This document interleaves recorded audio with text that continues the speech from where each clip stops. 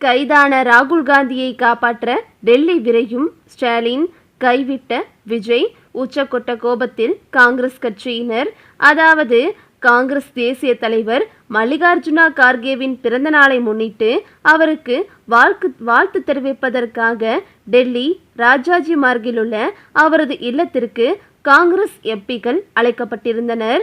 மாலை 3 மணியளவில் வாழ்த்துக்களை தெரிவித்து முடித்ததும் கார்கே, ராகுல் காந்தி, பிரியங்கா காந்தி மற்றும் KC வேணுகோபால் ஆகியோர் இல்லத்திலிருந்து வெளியே வந்தனர். அப்பொழுது மாணவர்கள் மீதான தாக்குதல், அதையும் கடந்த மாணவியர்களின் போராட்டம் என டெல்லி பரபரப்பாக இருக்கும் நிலையில், வாருங்கள் இந்த பிரச்சனையில் பிரதமரை தட்டி எழுப்புவோம், அவரது இல்லத்திற்கு செல்வோம் என்று ராகுல் காந்தி அழைப்பு விடுத்து போராட்ட திட்டத்தை அறிவித்தார். இதனைத் தொடர்ந்து மத்திய கல்வி அமைச்சர் தர்மேந்திர பிரதானை பதவி நீக்கம் செய்ய கோரி மக்களவை எதிர்க்கட்சித் தலைவர் ராகுல் காந்தி தலைமையில் காங்கிரஸ் தலைவர்கள் மற்றும் இந்தியா கூட்டணியின் முக்கிய பிரதிநிதிகள் பிரதமர் இல்லம் நோக்கி பேரணியாக சென்றனர். கார்கேவின் இல்லத்திலிருந்து சுமார் 500 மீட்டர் தொலைவில் உள்ள பிரதமர் மோடியின் இல்லம் அருகே தலைவர்கள் திரண்டு திடீர் தர்ணா போராட்டத்தில் ஈடுபட்டதால் பாதுகாப்பு படையினர் பெரும் திணறலுக்கு உள்ளாயினர். இந்த எதிர்பாராத திடீர் போராட்டத்தால் அதிர்ச்சியடைந்த மத்திய அரசு நிலைமையை கட்டுப்படுத்த பிரதமர் அலுவலக இணையமைச்சர் ஜிதேந்திர சிங் மற்றும் மத்திய உள்துறை செயலாளர் கோவிந்த் மோகன் ஆகியோரை போராட்ட இடத்திற்கு அனுப்பி வைத்து நாடாளுமன்றத்தில் நீட் விவகாரம் குறித்து விவாதிக்க அரசு தயார் என்றும் போராட்டத்தை கைவிடுமாறு அவர்கள் ராகுல் காந்தியிடம் கோரிக்கை விடுத்தனர். ஆனால் மத்திய கல்வி அமைச்சர் தர்மேந்திர பிரதான் ராஜினாமா செய்யும் வரை போராட்டம் தொடரும் என ராகுல் காந்தி திட்டவட்டமாக மறுத்துவிட்டார். மாலை 6:25 மணியளவில் டெல்லி துணை போலீஸ் கமிஷனர் சச்சின் சர்மா தலைவர்களுடன் நடத்திய பேச்சுவார்த்தையில் உடன்பாடு எட்டவில்லை. இதனையடுத்து மாலை 6:40 மணியளவில் காவல்துறையினர் பலவந்தமாக கைது நடவடிக்கையில் இறங்கினர். ராகுல் காந்தியை பலவந்தமாக இழுத்துச் சென்று பேருந்தில் ஏற்றிய போது ஏற்பட்ட தள்ளுமுள்ளுவில் அவரது மூக்கில் காயமும் கண் மற்றும் நெஞ்சு பகுதியில் லேசான காயங்களும் ஏற்பட்டன. ராகுல் காந்தியுடன் சமாஜ்வாதி கட்சி தலைவர் அகிலேஷ் யாதவும் கைது செய்யப்பட்டார். காங்கிரஸ் பொதுச் செயலாளர் பிரியங்கா காந்தியை பேருந்திற்குள் தள்ள முயன்றபோது அவர் கதவை பிடித்து கொண்டு கடும் எதிர்ப்பு தெரிவித்தார். பின்னர் காவல் நிலையத்திற்கு அழைத்துச் செல்லப்படும் வழியில் பேருந்தின் ஜன்னல் வழியாக மோடி ஒரு கோழை, சர்வாதிகாரம் செல்லாது என்று அவர் முழக்கமிட்டார். கைது செய்யப்பட்ட ராகுல் காந்தி மாடல் டவுனில் உள்ள சத்ராஷால் மைதானத்திற்கும் பிரியங்கா காந்தி மந்திர் மார்க் காவல் நிலையத்திற்கும் கொண்டு செல்லப்பட்டார். இந்த கைது நடவடிக்கையால் தங்களது போராட்டம் தொய்வடையாது என்றும் புதன்கிழமை நாடாளுமன்ற செயல்பாடுகளை முடக்குவதை அரசு உறுதி செய்துவிட்டதாகவும் காங்கிரஸ் ஆவேசமாக அறிவித்துள்ளது. ராகுல் காந்தி குறித்து தவிகவின் அதிகாரப்பூர்வ எக்ஸ் வலைப்பக்கத்தில் தலைநகரில் ஜனநாயகம் நசுக்கப்படுவது வன்மையாக கண்டிக்கத்தக்கது. டெல்லியில் நடைபெற்ற இளைஞர்களின் அறவழி போராட்டத்துக்கு ஆதரவாக களமிறங்கிய மக்களவை எதிர்க்கட்சித் தலைவர் திரு ராகுல் காந்தி அவர்கள் டெல்லி காவல்துறையால் இழுத்து செல்லப்பட்டும் குண்டுக்கட்டாக தூக்கி சென்றும் கைது செய்யப்பட்டது ஜனநாயக உரிமைகள் மீதான அப்பட்டமான தாக்குதலாகும். இது வன்மையாக கண்டிக்கத்தக்கது. நீட் தேர்வு நடைமுறைப்படுத்தப்பட்டது முதலே அதன் மீதான நம்பகத்தன்மை குறைவது மட்டுமல்லாமல் மாணவர்கள் மன உளைச்சலுக்கு உள்ளாகி தங்களின் எதிர்கால கனவு மிகப்பெரிய கேள்விக்குள்ளாவதும் தொடர்கிறது. நீட் தேர்வால் ஒவ்வொரு ஆண்டும் மாணவர்கள் பாதிப்பிற்குள்ளாவது நின்றபாடில்லை. எனவே ஒன்றிய அரசு நீட் தேர்வை முழுவதுமாக ரத்து செய்ய வேண்டுமென வலியுறுத்துகிறோம் என குறிப்பிட்டு தற்போது முதல்வர் விஜய் கண்டனம் தெரிவித்துள்ளார்.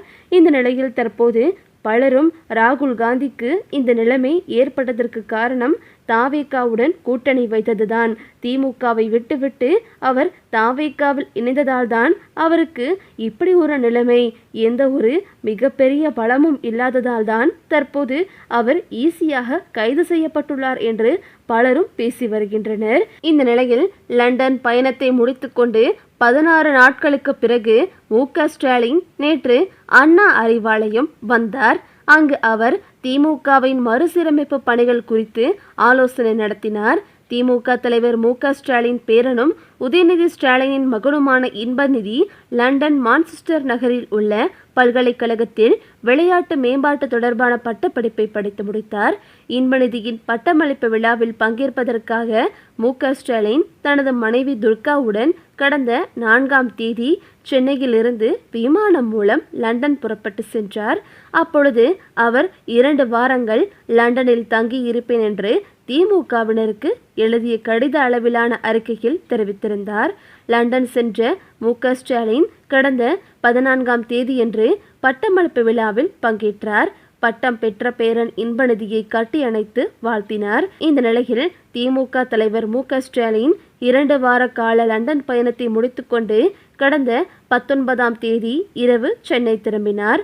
சென்னை திரும்பிய அவருக்கு திமுக சார்பில் உற்சாக வரவேற்பு அளிக்கப்பட்டது. லண்டன் திரும்பிய திமுக தலைவர் ஸ்டாலின் தற்போது 16 நாட்கள் இடைவெளிக்கு பிறகு நேற்று காலை சென்னை அண்ணா அறிவாலயம் வருகை தந்தார். அங்கு திரண்டிருந்த தொண்டர்கள் அவரை தங்க தளபதி என முழக்கமிட்டு உற்சாகமாக வரவேற்றனர். தொடர்ந்து திமுக தலைவர் ஸ்டாலினை நேரில் சந்தித்து நிர்வாகிகள் வாழ்த்துக்களை தெரிவித்தனர். சென்னை அண்ணா அறிவாலயம் வந்த மு.க. ஸ்டாலின் திமுகவின் மறுசீரமைப்பு பணிகள் தொடர்பாக முன்னாள் அமைச்சர் தங்கம் தென்னரசுவிடம் ஆலோசனை நடத்தினார். அப்பொழுது அவர் மறுசீரமைப்பு பணிகள் குறித்தும் கேட்டறிந்தார். இந்த நிலையில் தற்போது அவர் திடீரென டெல்லி கிளம்ப இருப்பதாக தகவல்கள் வெளிவந்துள்ளது. அதாவது தற்போது ராகுல் காந்தியின் நிலைமையை அறிந்து கொண்டு தற்போது ராகுல் காந்தியை காப்பாற்றுவதற்காகவும் ஏற்கனவே திமுக தலைவர் ஸ்டாலினும் நீட் விவகாரத்திற்கு எதிராக குரல் கொடுத்தது அனைவருக்கும் தெரிந்ததே. இந்த நிலையில் அதன் அடிப்படையில் தற்போது நீட் விவகாரத்திற்கு எதிர்ப்பு தெரிவிப்பதற்காகவும் தற்போது எதிரியாக இருந்தாலும் அவரின் சூழ்நிலையை அறிந்து தற்போது அவரை காப்பாற்ற வேண்டும் என்ற எண்ணத்தில் ராகுல் காந்தியை காப்பாற்றுவதற்காக டெல்லி கிளம்ப இருப்பதாக தகவல்கள் வெளிவந்துள்ளது. இந்த நிலையில் லண்டனில் இருந்து வந்த 2 நாட்களிலேயே ராகுல் காந்தியை காப்பாற்ற டெல்லி கிளம்புகிறார் என்று தற்போது தகவல் வெளிவந்துள்ளது. இந்த நிலையில் எதற்காக நீங்கள் டெல்லி கிளம்ப வேண்டாம், அவர்கள் எக்கேடு வேணாலும் கெட்டு போகட்டும், நம்மை விட்டு நம்மளுடைய கட்சி வேண்டாம் என்று தூக்கி எறிந்தார்கள் அல்லவா, எதற்காக நாம் அவர்களை போய் காப்பாற்ற வேண்டும் என்று திமுக நிர்வாகிகள் பலரும் திமுக ஸ்டாலினிடம் கோரிக்கை வைத்தனர். ஆனால் திமுக தலைவர் ஸ்டாலினோ தற்போது அவர்கள் என்ன வேண்டுமானாலும் செய்திருக்கட்டும், நாம் மக்களுக்காக உழைக்க வேண்டும். இந்த நிலையில் நீட் தேர்வுக்காக நாம் குரல் கொடுத்தோம். அதன் அடிப்படையில் தற்போது ராகுல் காந்தியின் பல ஆண்டுகளாக நட்பில் இருந்தோம்.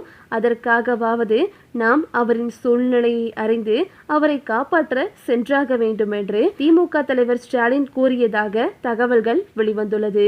இந்த செய்தி தற்போது காங்கிரஸ் கட்சியினரிடையே பெரும் நிகழ்ச்சியை ஏற்படுத்தியுள்ளது. மறுபுறமோ தன்னுடன் கூட்டணி அமைத்து கொண்ட காங்கிரஸ் கூட்டணி அமைத்த தாவேகாவினர் எக்ஸ் வலைபக்கத்தில் ஏதோ குரல் கொடுத்துவிட்டு அமைதியாக போய்விட்டனர். ராகுல் காந்தியை பற்றியோ அவரின் கைதி பற்றியோ எந்த ஒரு பேச்சுவார்த்தையும் இல்லை என்றும், இந்த நிலையில் தாவேகாவின் இந்த செயலை பார்த்து கைவிட்டு விட்டார் விஜய், நாங்கள் நம்பி வந்தோம், எங்களை கைவிட்டு விட்டார் விஜய் என்று காங்கிரஸ் கட்சியினர் புலம்பி வருவதாகவும் சொல்லப்படுகிறது. ஓகே விவோஸ், இதை பற்றி நீங்கள் என்ன நினைக்கிறீங்க அப்படின்னு சொல்லிட்டு உங்களுடைய கருத்துக்களை கமெண்டில் தெரிவிங்க. இந்த வீடியோ உங்களுக்கு பிடிச்சிருந்தா லைக் பண்ணுங்கள், ஷேர் பண்ணுங்கள், மறக்காமல் நம்ம சேனலை சப்ஸ்கிரைப் பண்ணிக்கோங்க. தேங்க்ஸ் ஃபார் வாட்சிங்.